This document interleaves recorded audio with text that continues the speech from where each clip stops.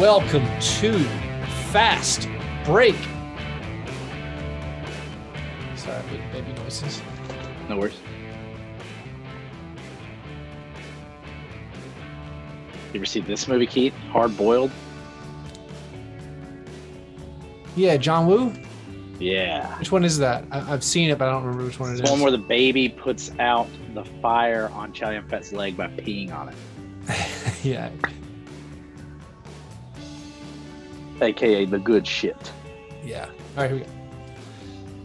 All right, and welcome to Fast Break Breakfast, NBA podcast. My name is Keith, here right now with John Burr. Damian Anaya will be joining me shortly, but John Burr, we just witnessed quite the NBA Finals game, which felt like it had a couple of all-time moments, perhaps 3 all-time moments at the very, very end.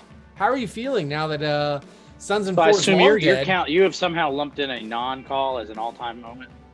I've never seen anything like that non-call. It was was pretty a wild because he wrapped stunning him moment. up, right? He wrapped him up. He wrapped him up. Yeah. Mike Breen yells, and Devin Booker fouls him. Bang! Oh wait, there's no foul. Like it was the most confusing thing. Let's start there because obviously that's the most important play. Right. Not the Giannis Not the block? block. It was so good. It was special. I feel like I could do Not that. the if Chris somebody would Middleton give me a three? chance. What is the third play? I don't even know what the third play The is. third play, John. All right, here's the most important Is the play. Devin Booker miss layup? I'm just Nope. trying to get on your level here. The third play is Chris Paul living out the fate he's been condemned to repeat over and over and over, and just literally fall on his face. Oh, I thought you were going to talk about when he tried to argue a inbounds violation in the closing moments of the game. That was Chris pretty Pauling good. it to the very end. We can talk about, man, the last 2-minute report that's going to come out on Thursday afternoon. It's going to be like the Warren Commission. Right after this podcast, it's going to be special. The number of missed calls. Some of them we don't care about. We don't care about Giannis not actually picking his foot up off the ground to throw that inbounds pass, even though it's going to say that was a missed call.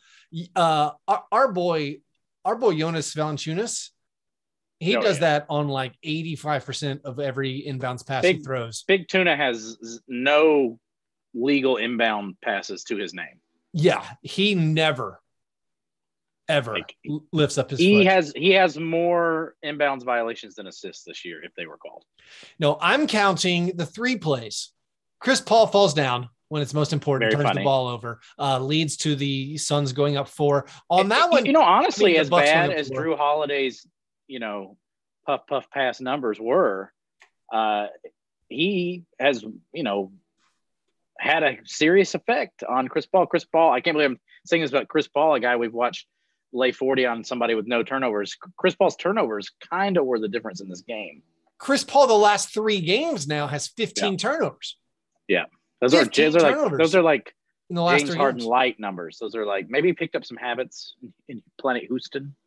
I like the, if anyone missed the puff pass reference, I'm going to spell it out for people. Drew Holiday with the natural 4 for 20 from the field. Woo, Sade. Not really what you want, but yeah, Chris Paul, underwhelming, falls down on his face, turns the ball over. I was going to say that was a good no call by the referees, knowing the situation, knowing the important player had 5 fouls to his name. And that's also, this is where maybe people could disagree. I think reasonable people can disagree. Should a referee be aware that a star player has 5 fouls and adjust how he calls the game?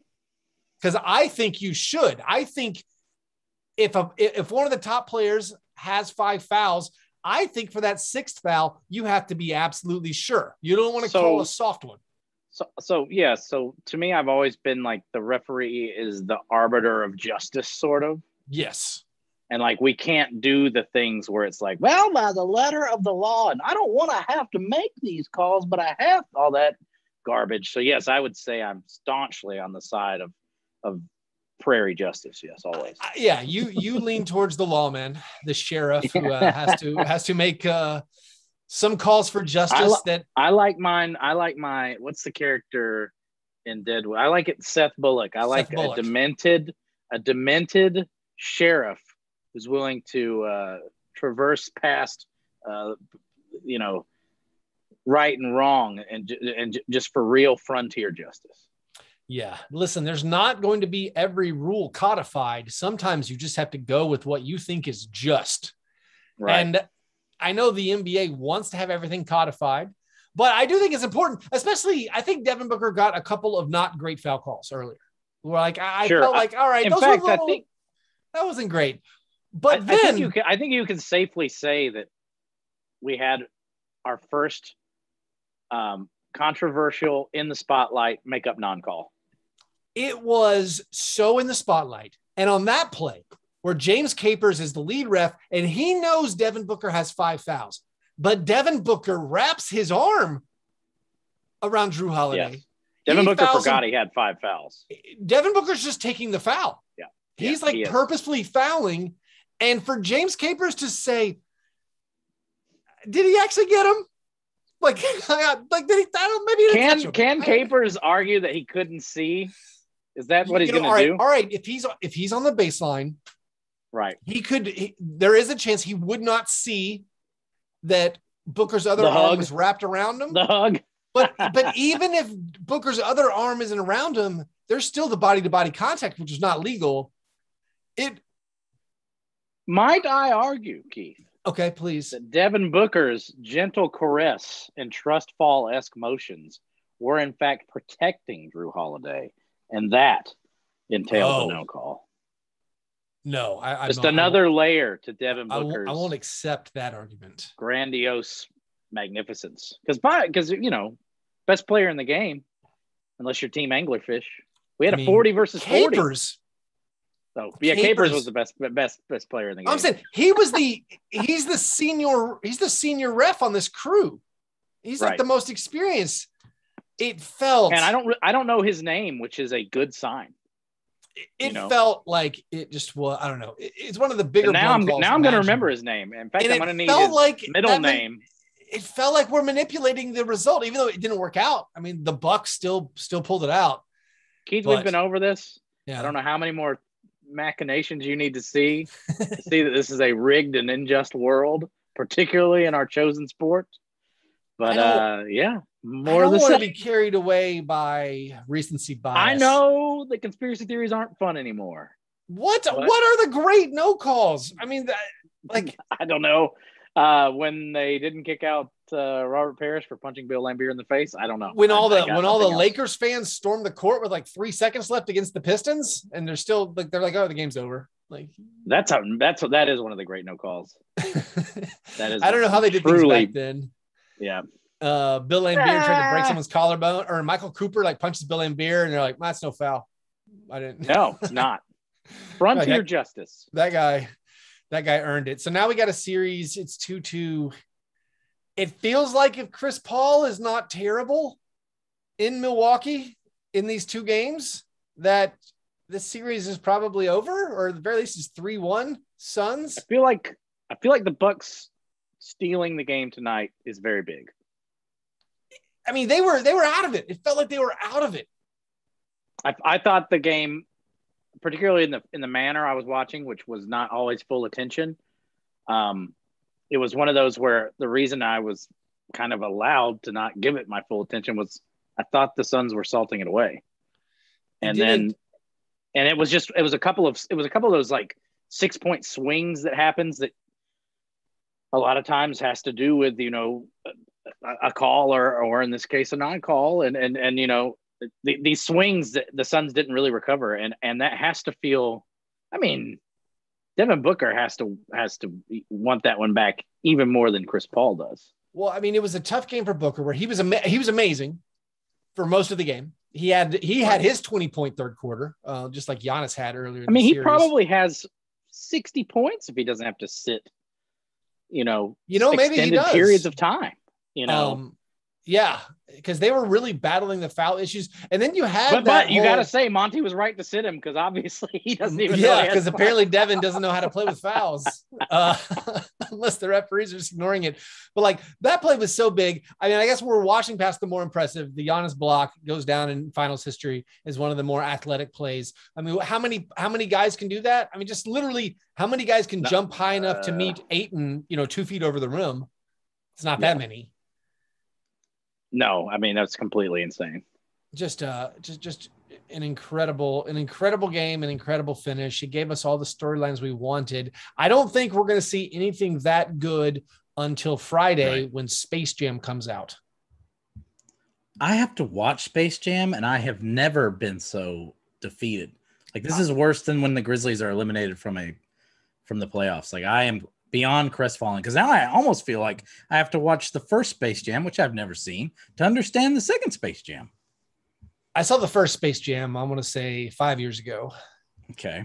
And as an adult, which I definitely was when I saw it 5 years ago, it was awful. It was hard to watch. The good moments are the moments with the old players. And you're like, oh, Muggsy Bogues and Sean Bradley, R.I.P. Bill Murray. Like those parts are funny. And then the rest of it's like, this is just weird. And I feel like they're being inappropriate towards that girl rabbit. People have seen it, that like the animation isn't even good. So the new one, I don't want to see ever. Like there's no chance I enjoy it. And I feel like, are we supposed to watch it? And you're saying you have to watch it for your other podcast. My other food related podcast. You should somehow benefit this podcast by doing that, because I feel like we're supposed to provide some kind of Space Jam content. Shouldn't you be live streaming it while you watch it? This is a bullet I'm willing to take. I'm already in the line of fire, so to speak. I'll go full John Malkovich. I will do this for us. I'll make the Venn diagrams, which usually are just like a perfect circle, for all you tool bags out there. I mean, yeah, I'm ready to. I will bring the commentary to the cast, and I guarantee you, Chuck will see it. So this is one that you can sit out. Like you can get out of this one. Oh, you guys are going to carry me like Grayson Allen carries the Grizzlies into the playoffs in the play-in game overtime. Like this is one you can. This is a good no call situation for you. Well, perfect. Well, John, if you could, I would not see this movie. Like it seems repugnant. LeBron James's Instagram account, the jokes, the things he laughs at, I don't get.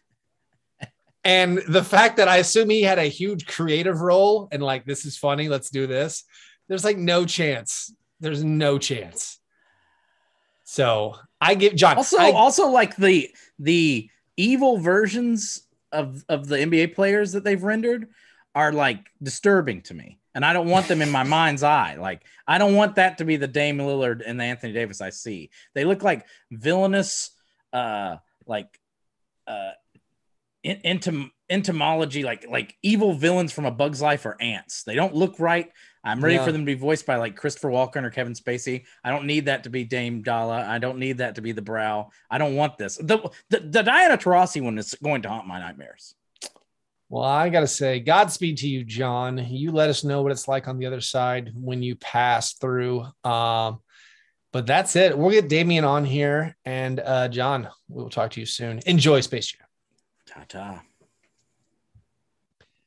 I'm joined right now by Damian Anaya, a Chicago-based comedian. And funnily enough, my favorite Suns fan. And I say that without having communicated to him in at least 15 years. Damian, how are you?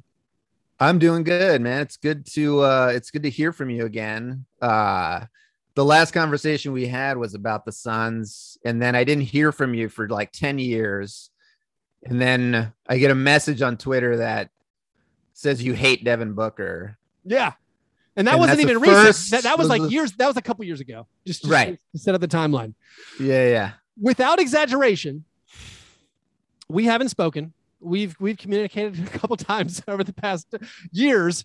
But I was like, listen, my rivalry with the Suns has gotten out of control. And I have to recognize that the Suns are in the finals. Who can I talk to who's a Suns fan? And I was like, I used to have a friend who I believe might have been a Suns fan. And so that's why you are here. When we last talked, Yes. when we last talked, at that point, I liked the Suns. Yeah, I remember you being, because this was early Grizzlies days, right? I mean, this was because they didn't move to Memphis until like 2001, right? Yeah, it was 01. They moved in. Yeah, so it was like early days. And I remember us talking and getting really deep into the weeds of like, I remember us having a conversation about Wesley Person. Yeah. And Elliot Perry. Yeah. The knee-high socks. And I was very surprised at how much you knew about the Suns. But I was also like equally like, well, why do I know so much about the Suns? Because I'm not from Phoenix. We should also give people the background. We went to the same high school. Like we're from. Oh, yeah, that's right. Yeah, we're from Franklin, Tennessee. There's no reason we should be Suns fans. There's basically no reason we should be NBA fans. And this one conversation we had about basketball was basically us discovering that we were both big NBA fans. And again, when I now have an NBA podcast and I need someone to speak about the Suns, I dug deep into my memory banks. Yeah. And I was like, let's see if I can recreate the magic of a conversation which might have happened in 2005. Yeah. And you took a big swing because like, who knows if that was even me, you know? That's like true. You were like, it might have been this guy. I guess before we do get into the history, and I want to be reminded at least why you are a Suns fan. Yeah. We do start our show. We ask our guests about their breakfast every time. So Damian, what was your breakfast? Well, so I had two breakfasts, which is not a weird thing in my household because I'll usually wake up before my girlfriend wakes up and I'll have a bowl of Cheerios with bananas, which is what I had today. But then my girlfriend woke up like, an hour after me and asked me if I wanted a poached egg. So I had a poached egg on toast with some avocado. So I had two breakfasts. Yes. You had the ideal millennial brunch with avocado toast, poached egg. And then the unbelievable healthy Cheerios and sliced fruit. Dude, that's breakfast expert. Good Lord. That's my go-to. Like that's every day. That's almost every day I will have a bowl of Cheerios with bananas. And I'm not sure if that's okay to do. I've heard you shouldn't eat the same thing every day, but is that true? I don't know. I mean, I've heard it somewhere. I mean, this is me, relaying hearsay, but I've heard you can develop like allergies if you eat the same thing all the time. So maybe one day I'll be really allergic to bananas. Is this like how I'm supposed to make sure my kids are exposed to lots of germs so they get healthy? Like it's actually better for them. I mean, maybe pre-pandemic, right. Like there's part of me where I'm like, hey, I want my kids to wear masks constantly because the last year of them not being sick once was incredible. Like that was by far the best year of parenting ever. They didn't throw up one time. Yeah. They didn't have like weird diarrhea one time. And it's like, well, they would just keep masks on them. But then like my wife who knows about medicine is like, well, they actually need to get sick. So they don't die at the age of 12 of something very preventable. And I'm wondering, I really want to go back and ask my parents what sort of like thing, because did they just let me eat dirt and stuff? Because I never get sick. Oh, I never have colds or the flu. They let you play with dog poop. I mean, I don't think now you're good. Yeah, they must have just been like, just let them eat that dirt because it's gonna help them out in the future. Or they were just neglectful and were just like, I don't know. I guess we should also spell out that neither of us know what we're talking about. Yes. Don't take it as medical advice. I am not a medical expert. You at least spent some part of your childhood in Tennessee where your parents let you play in the dirt. But you became a Suns fan. So how did you become a Suns fan? And you've been carrying the torch this whole time, now experiencing this finals run. Well, so I became a Suns fan through just, I was like 10 years old when John Paxson hit that 3 against them in the finals. Yes. And so I didn't, I wasn't like following basketball at that point, but that was like the first thing that I remember like piquing my interest, and it was against the Suns. And so after that, I was like, I love these uniforms. And then I loved Charles Barkley. So like after that, I just like, Nashville didn't have any team. So it's like, we're in this dead zone of sports. And so that's how I became a Suns fan. But coincidentally, I also became a Buffalo Bills fan at the same time because of the Super Bowl run. So Jim like Kelly and Thurman Thomas. Sure. Yeah. How could you not? So it was like this convergence of like when I started getting into sports, there not being any professional sports around me and just picking like whatever team was on TV at that point. So that's how I became a diehard Suns fan. And I've been semi regretting it ever since. So until now. And now it's paid until off, now. maybe. I mean, this Maybe. has been crazy. Yeah. It's insane. I mean, I never thought that this would happen. I truly just gave up and thought we would have just like mediocre, Bob Sarver sort of like giving up draft picks and making the dumbest trades possible. But we're here. We're finally here. I want to come back to how much you didn't think this was going to happen. But my story, my basketball fandom story was very, very similar, where I was a Pistons fan when I was about 10 years old. And like, I was basically cheering against Michael Jordan and Larry Bird. And the Pistons were the team that I chose. And then they won the title. But then they stopped being on TV. And like a couple years after they won the title, they weren't on TV anymore. And I couldn't follow them at all. I could like look in the newspaper and see how many rebounds Dennis Rodman had. Then they sent him to the Spurs, but the Suns were on television and they were entertaining and they were fighting Michael Jordan. So I also latched on for the Suns. And then I rode with the Suns all through college, like with the Jason Kidd and the brief Penny Hardaway, the the Wesley Person seasons. Oh man. And that alighted with the Grizzlies coming to Memphis. And that's where I kind of transitioned. And I became a Grizzlies fan, but I still like Suns were second for me, maybe until Devin Booker. Until what is it about Devin Booker though? I don't. It all goes back to fantasy basketball. I drafted him in a pretty serious fantasy basketball league. He was my rookie draft pick. And I kept him and I watched a ton of Suns games and I watched a ton of his rookie season. And I was like, this guy rubs me the wrong way. Oh, okay. What is it? So what is it? Because I kind of get it. All right. Only because I'm a Suns fan do I love Devin Booker, especially now that I've seen him in the playoffs. Yeah. But I can see I can see him rubbing people the wrong way. He's kind of a pretty boy. He kind of has this like look on his face that he's always complaining about what's happening on the court. So I kind of get it. A lot of it is my own personal fault of being a bad person and stereotyping him just based on his appearance. It's just his face. That's what I forgot about you, Keith, is that you're a bad person. Yeah, I forgot that about you. Yeah, absolutely a bad person. No, I didn't like something about the way I thought he looked like. I mean, is punk an okay word? He just looked like he was kind of snotty. And I was like, it gives me a bad feeling or something. Like it rubs me the wrong way. Right. And there are a lot of people like that. I'm like, dude, I would hate Jay Crowder. I've hated Jay Crowder before, but I love him. I love him so much this year.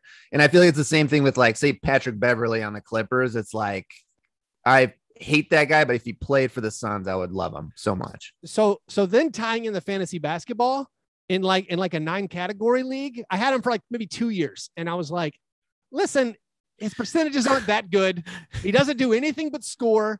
He's basically at the end of games, he's a nightmare. Like his teammates, it seems like back in the day, the way I was reading these games I was watching, it feels like his teammates hate him when it gets to the end of games because he goes into hero ball. And then that mixed into me having an NBA podcast and needing something to talk about.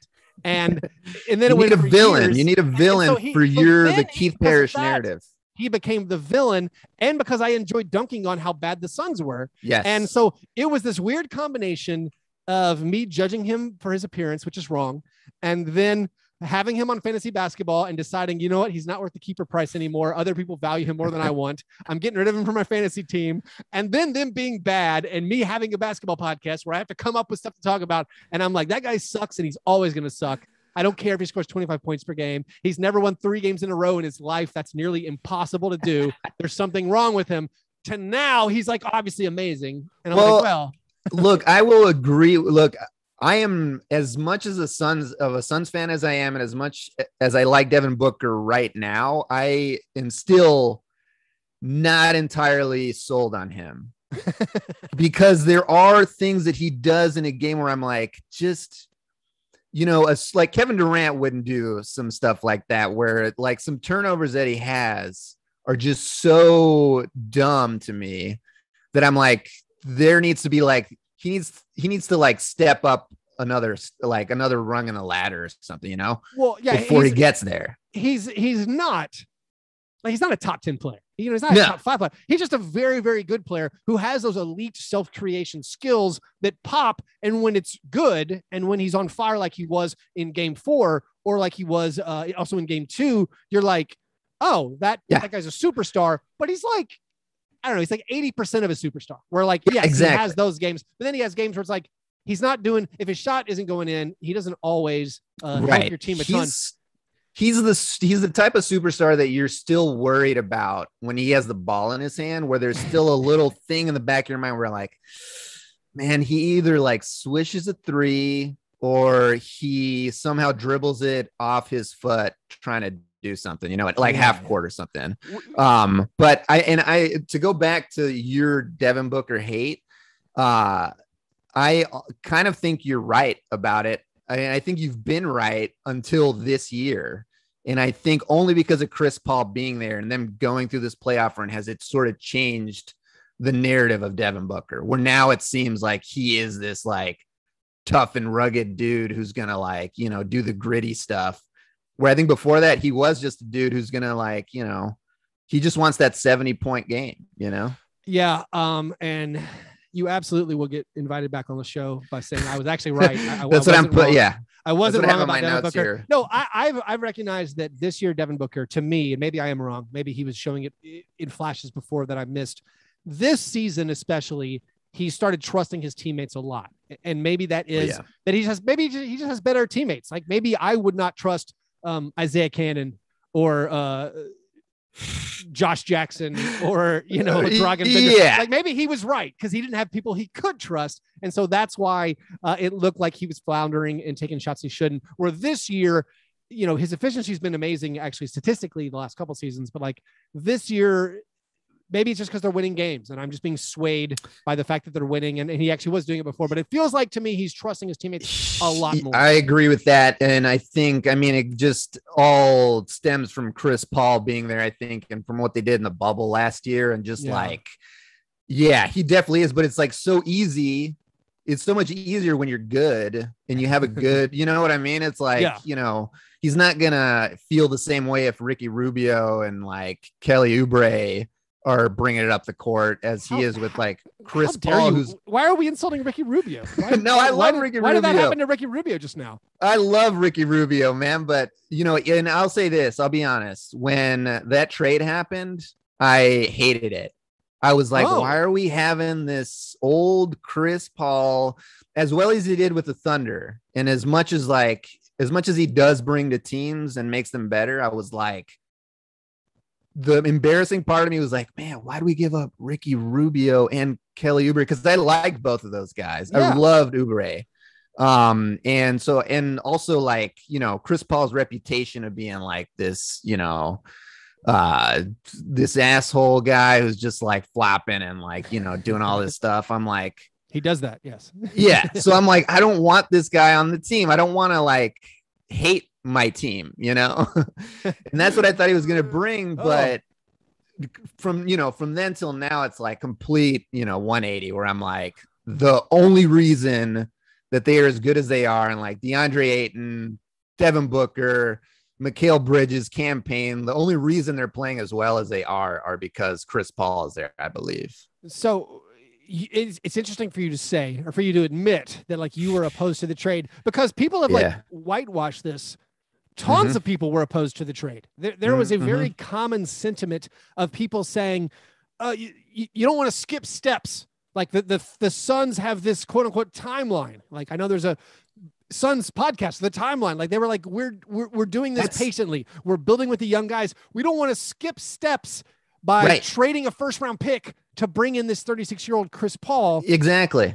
But it's also because Robert Sarver is going to mess it up in some way. Right. And it's like, I thought that was another Sarver sort of reach where it's like, I'm going to sign this guy who like, is going to sell tickets or something, or like he's just going to be a guy who's going to put us in the news or something, you know? It did not think it would turn out this way at all. So going back to what you said about how you didn't think this was going to happen this season, this making the finals, at what point did you switch over and decide it was like before the Lakers series? Did you think they were going to beat the Lakers? Like at what point did you realize, hey, they're going to make the finals? To make the finals, I mean, I think after I would say game, I forget what game it was. It was 3 or 4, just like this complete team game that they had against the Lakers. Mm-hmm. Nobody had more than like 18 points. I think Chris Paul was their like leading scorer at 18. It was like 18 for him, 17 for Booker, 15 for DeAndre.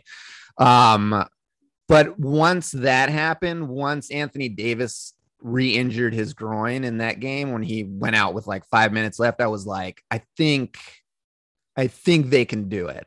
Yeah. And the only test to me at that point was the Clippers. Like I was like, Denver will get through, whatever.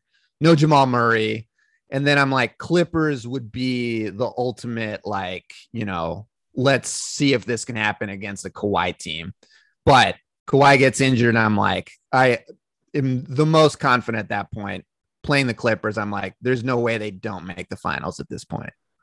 And entering the finals, I assumed you were very confident at that point. I feel like most people were. Yeah. Oh yeah. I mean, they were, the Suns were favorites, and then I think, yeah. So you were at that point, you're like, oh my God, we're going to win the title. Yeah. Against the Bucks, I'm like, we're going to win the title. It seems like Giannis isn't playing well, right? Although he is. Now he's having a great playoff. He's amazing. But for whatever reason, it's like, maybe because he set the standard throughout his career of like, having consistent 30-point games or whatever, Yeah. And so you just think because he's injured, because he maybe isn't like having like these superstar close him out sort of games that, where he's not going to play well in the playoffs. And then he, has 30 in the first, 40 in the next 2. And then last night, I mean, he wasn't as good, but well, I mean, as good of like best player in league, right? Like he still is by far the best player on the court. Yeah, and then Middleton goes off for whatever, 30, 38 or whatever. No, 40, yeah, him 40, him and Book both scored over 40. Yeah, the first players since Shaq and Allen Iverson to have a team. I mean, opposition players scoring 40. Kyrie and LeBron were teammates who both scored 40 more recently. Yeah. No, they're the Bucks are lighting it up, and so now how do you feel? This series is tied 2-2. You still have home court advantage. I still feel good about it because I'll tell you why. Because the narrative always seems to be especially when DeAndre gets into foul trouble, they're always like, oh, they figured it out, right? Yeah. Like the Bucks finally like broke the code of what they need to do to beat the Suns. But do they say that every series? And also as if Bud doesn't know that that's going to help them out, as if every coach doesn't know that as if they're not already trying to do that, So for me, I'm like, he's been good at staying out of foul trouble. He'll have those games. And I think last night was just Chris Paul just sucked last night. It wasn't good. He wasn't good. And if he had been slightly better, they would have won. That's it. I don't know if you know this. This might be unfair. Chris Paul has done this before.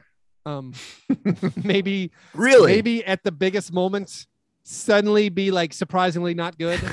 I don't want to say Chris Paul's cursed, but when Chris Paul slipped and fell over and essentially ended the game with a turnover in a manner we've seen before in the postseason of like, oh, why did he just why did he give the ball back to the Warriors right then? They're going to lose the game because of that really odd play. This guy who's supposed to be the greatest point guard of all time. But like, he does that. Like when that play happened, it was like, for me, I set up and was like, oh my God, is this guy cursed? Here's what I'll say as my most optimistic Suns fan take is that he has done this in the playoffs this year already, right? He's had games. He sucked when he came back against the Clippers. He sucked in those middle 2 games, right? Yeah.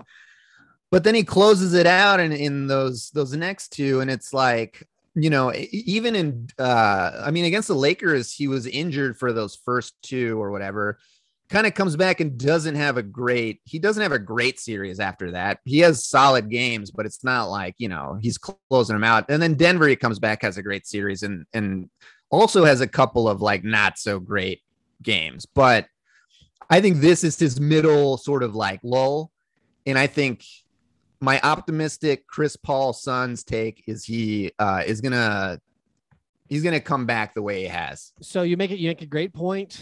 The closeout game against the Clippers was essentially a perfect basketball game. Yeah. The closeout game against the Nuggets, same thing, where he's scoring over 30 points. He's not turning the ball over at all. And you're like, oh my gosh, he realizes this is his opportunity to advance. He's going to overcome this albatross, this baggage he's been carrying, and have his team finally make the finals. So I think maybe your optimistic opinion, that he's just a good drama writer. He's spinning the drama. This is the lull.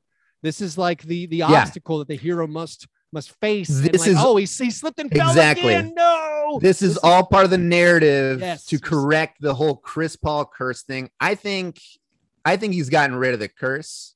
Yeah. And I don't think he's going to have, it's hard for a guy like that to have like three, he'll have to have another 2 bad games in a row. Right. Do you think he will? If he has, all right, let's say we go to game 7. Yeah. Let's say, or whatever. Let's say game 7, he has 30 points, 10 assists, but they're down by 2 with 20 seconds left. If he slips and falls down and has a turnover, no, I don't think the curse is erased. I think that he lives with that. Like, that is a guy who, I'll ask you, keep falling down when it matters so much? All right, I'll ask you, because before Chris Paul got there, I did not give a shit about Chris Paul, right? Yeah. I don't know if you can curse on your podcast, but it's fine. You can't, but it's fine. Okay. But I did not care about Chris Paul. Like he was a sort of like headline where, I would see it and I would be like, oh, well, Chris Paul fucked up again. Okay, whatever. Like, no, I didn't think about it any more than that. Right. Mm-hmm. So it wasn't until he got here that I really started paying attention. So from your point of view, is this consistent with his other breakdowns? Here's what I might be misremembering. I might be too carried away with this fictional narrative that I've invented. He's had good playoff moments. He had a game winner against the Spurs in game 7 of a first round, but there is that one where the Clippers were upset by the Warriors, where he had or maybe it was the Spurs series where he had an unbelievable turnover at the end of the game, where it's like, that was the only chance you have at losing.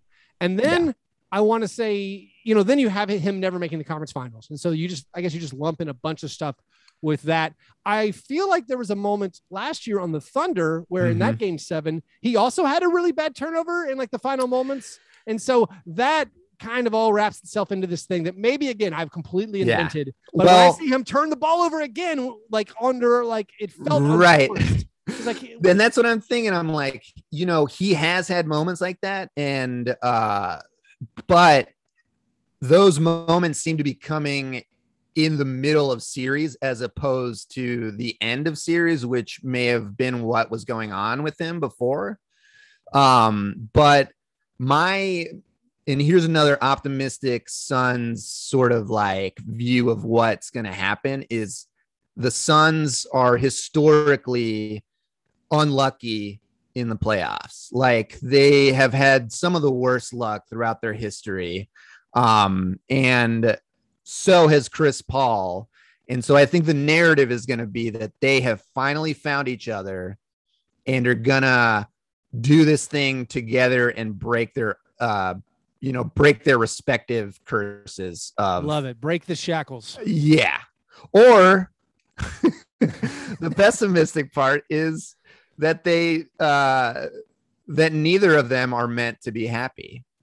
Neither the Suns nor Chris Paul, and they will sink into the ocean together. Yeah, none of us deserve to be hand in hand. To correct my incorrect history, I Googled Chris Paul late collapse, and I've discovered the YouTube video Chris Paul choke job, 2 turnovers in the final 17 seconds. It was against the Thunder in 2014, where he's on the Clippers. They're up and he turns the ball over twice. There's also a nice basketball breakdown video of how Chris Paul choked, or the refs were a joke. So maybe it wasn't Chris Paul's fault. Maybe the refs screwed up. Hey, but, and Scott Foster, game 3. I mean, how do you feel about Scott Foster, Damian?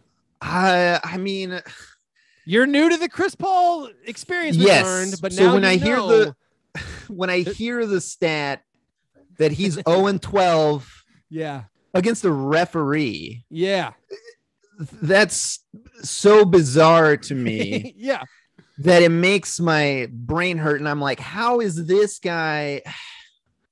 Because he's one of those old school refs, right? And, he's been obviously he's one of the refs who called Tim Donaghy on the phone 143 times while Donaghy was was betting on NBA games.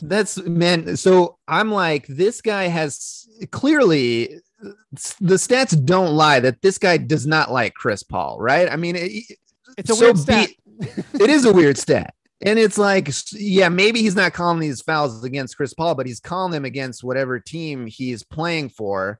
So it's hard not to look at that and being like, being silver and being like, should we get rid of this dude and get somebody new in here who has no bias against some, Should we get a guy who doesn't have an FBI file? Yeah, who may not be implicated in some other point shaving scheme. Speaking of referees and point shaving, though, in Game 4, there was quite the notable no call against Devin Booker. Oh, man. Devin Booker seemed like he didn't understand he still had 5 fouls. He didn't understand that with 6 fouls, he would be eliminated. That's what I'm talking about. The superstar thing. That is one of the things that keeps him from being that next step superstar where it's like, what are you doing? Like, what? Them getting 2 points. He made a good here. play. He made a good play on the ball. Yeah. It was the great defensive play. I couldn't believe it just because it was such an apparent foul. And it's a foul that I always argue that for the referees, you have to consider their perspective. Yeah. And I don't think they're given enough credit for, like, he's standing on the baseline. Maybe he can't see the arm around his back. And James Capers in the post-game press pool report said, like, I didn't see the arm around his back. And that's what he said. But it's a call that gets made 99.5% of the time. It's a call that I've argued against a lot of times that, like, I wish, maybe you'd let more of these plays go to give the defender a chance. But this was not one of those plays. This was just an apparent foul from any angle. And in that circumstance where you knew it was his 6th, it would have been his 6th foul. He would have been just a stunning moment. And I mean, I don't know if you felt this way. Why? And I think they commented on it, but I mean, I felt like the officiating was really, really good until the 4th quarter. And then you get that phantom 3-point foul on Jay Crowder from, PJ. Yeah. Where he just sort of glides by him and gets the call from, the perspective of the ref. High five, which is but that's legal. allowed, right? Is the high five legal? Yeah. But it's like, it seemed to completely break down in that 4th quarter, but I can't complain because it was all against Milwaukee. It was only bad for Milwaukee, really. But yeah, I mean, that Devin Booker, clearly they wanted to keep him in the game. They were scared to foul him out, It was so strange. And I know they already sort of commented about it with the pool reporter question, but I don't know. It's such a blow for the integrity of basketball. And I know it already has some issues where people are calling it rigged and people, I'm normally I am the referee defender. I spend so much of my time. I normally spend so much of my time being like, one, those are the rules. They're enforcing the rules.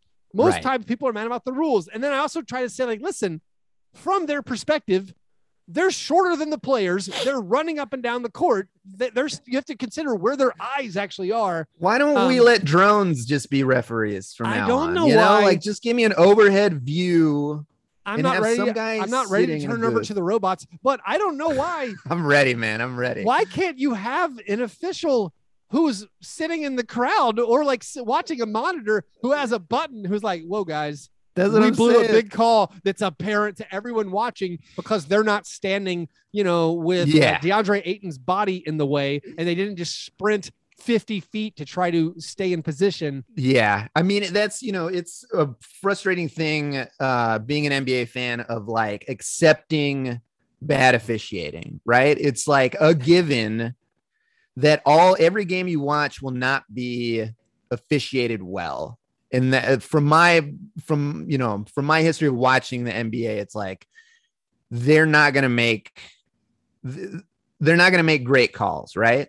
But what I get frustrated with too now is with the replays, like how long they take. And I'm like, man, I kind of wish we would just get rid of it and go back to having storylines where the refs missed a call, Absolutely. like why not just get rid of all of that and just have it be a part of the game where it's like human error, like just give me human error. So John Burr, when we were talking after this game, we talked about how he misses the days where the referee could have been like the Wild West lawman who just like, oh, I missed a foul call and this guy clearly knocked it out, but because I missed a foul call, we're just going to say you guys can have the ball. The makeup call. It's the sort of in the moment makeup call. Like final 2 minutes. Hey, there's a big fracas under the basket. We don't know who knocked it out, but I'm pretty sure that guy elbowed you in the head. So we'll give it to this team. And so like I don't feel like people had huge issues with that. No, it's and only also, when we went to replay in the last 2 minute reports where it's like by the letter of the law, it was out on that dude. But and also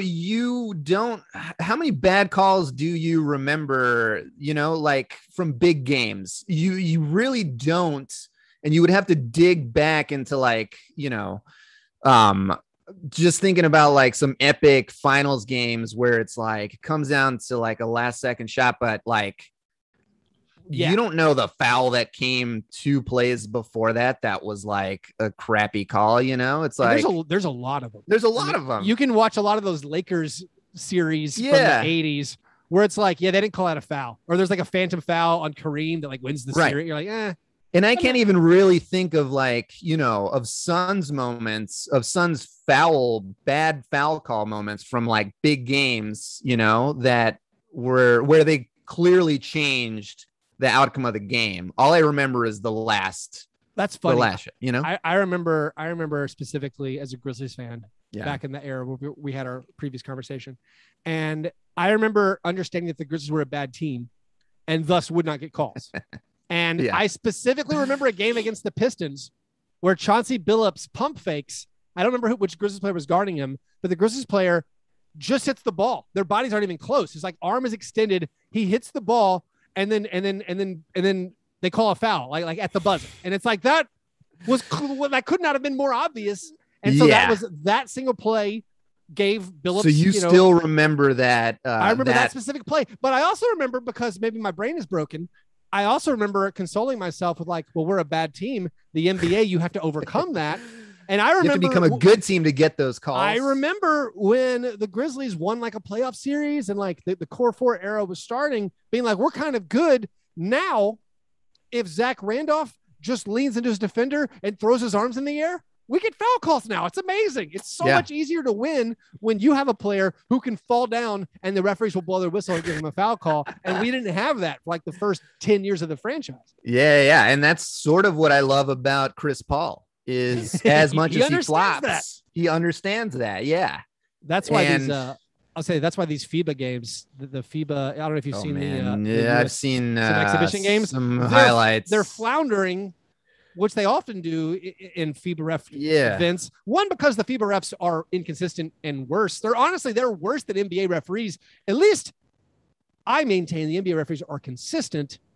Just the rules are frustrating. That if you fall down, you almost always get a call. And the U.S. players are falling down constantly, and the FIBA refs are like, bro. Like I'm not calling that a foul. I don't know how you feel about the U.S. team and their poor performances as of late, although they did blow out. Yeah, because I find it way more interesting when they are bad leading up to the Olympics. I want that sort of like, do they suck this year? Like, do they not, do they not have like the star power? But it's like, dude, who cares who you put out there? They should win every single game that they play. I think that's sort of the case. I remember I used to be very passionate about the Team USA basketball, and maybe that's just my overall aging and disillusionment with the well, because we lived through the dream team, the original dream team. Well, like even that, like the years past it, like I want to say, like I remember Kobe, like that dream team, they had some close games, and like I was very nervous. Like I was cheering for US. I like some of the Spanish players, but I was like, I still, I was all US. But now it's like I normally cheer for the US, but like when they were playing Nigeria, I was like, no, I'm cheering for the underdogs. Like, and then it's like, and then all these teams now have guys, they basically all have some NBA guys. It's become way more international than it was. So like, before. If I know the guys, it is a lot more fun to be like, dude, is Ekpe Udoh going to light these guys up? Like that's hilarious, or whatever. And I definitely enjoy. I enjoy the days of Carlos Arroyo. When it was like, man, Puerto Rico beat them, or whatever. And also the Tony Parker French teams, or like the Argentina. No, me neither. I mean, those are. But Argentina, like Luis Scola's how old? Yeah, for them.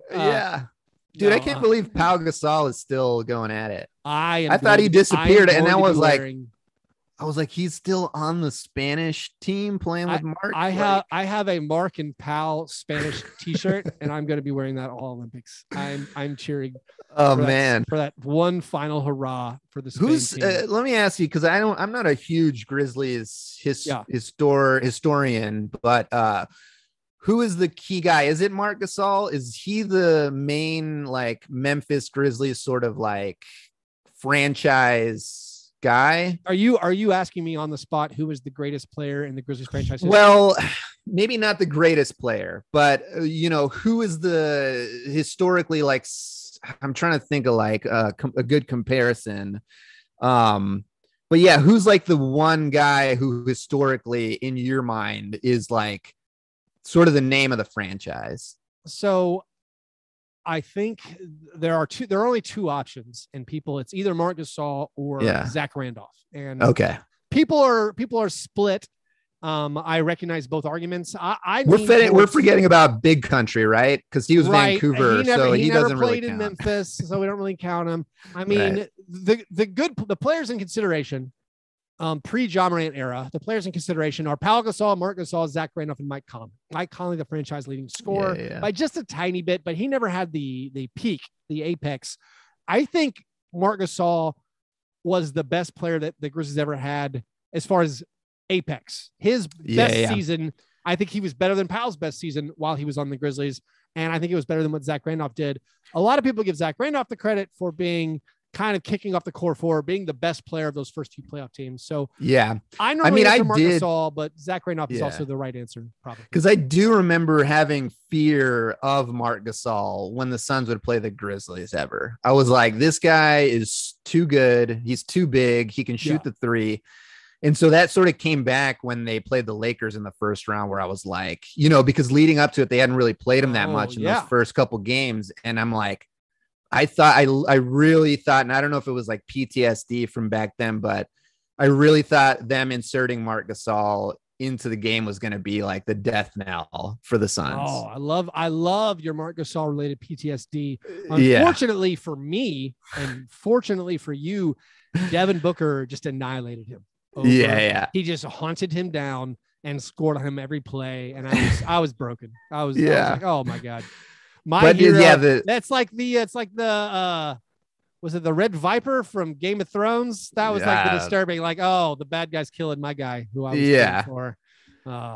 Not. But I really, and just for a second there, I was like, if they put Marc Gasol into the game and play Andre Drummond a little less, it's gonna flip the series. I know it.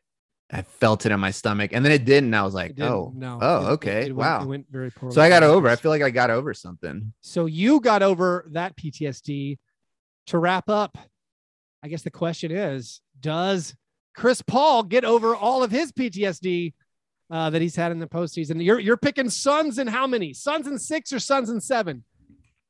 You know what? I'm going to be bold here, and I'm going to pick the Suns, and I'm going to say Suns in 6. Yeah, they're going to go home on Saturday. Yeah, and they're going to win. Yeah, and then Chris Paul is going to destroy the narrative. Yes. in a game on the road in Milwaukee. Giannis is going to go off. Yeah.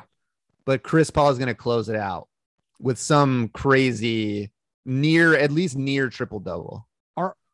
Are they going to reward, or is it going to be Giannis MVP in defeat? They're going to spurn Chris Paul and Devin Booker. Well, you know what? That's an interesting argument because there really isn't a Suns player that is putting together consistent games. Like Devin Booker had that 10-point game in game 3, you know? And that's going to cost him because we've seen Curry did that. Yeah. Curry had one bad game and they gave the MVP to Iguodala, and it was a totally farcical. Yeah. Like absolutely. I forgot about decision. That. And it's because he had one bad game. Yeah. Like, so that's a good point because I do, as much as I hate to say it, yes, Chris Paul has not earned enough. He's not done enough in this series to be considered an MVP for the series. Yeah. And Giannis has been just lights out. And I do think he'll somehow get it in a losing series. He's going to get it win or loss. And I'm very sad that I did not bet. He was plus 350. Oh man. Before this series, he was plus 350 to win MVP because there was concerns of whether or not he would even play. And so we missed it there. Well, anyway, Damian, thanks so much, man, for coming on. Thanks for having me, Keith. A blast. You have anything you want to plug for our listeners? If you want to follow me on Twitter, Damian Anaya, at Damian Anaya. And then I do a podcast every now and then called Improv is Dead. You can look it up on Spotify, iTunes, wherever you get your podcasts. Sounds awesome, man. Hey, good luck to the Suns. I'm cheering for you. All right, I'm cheering for you, man. Thank you. I appreciate that, Keith.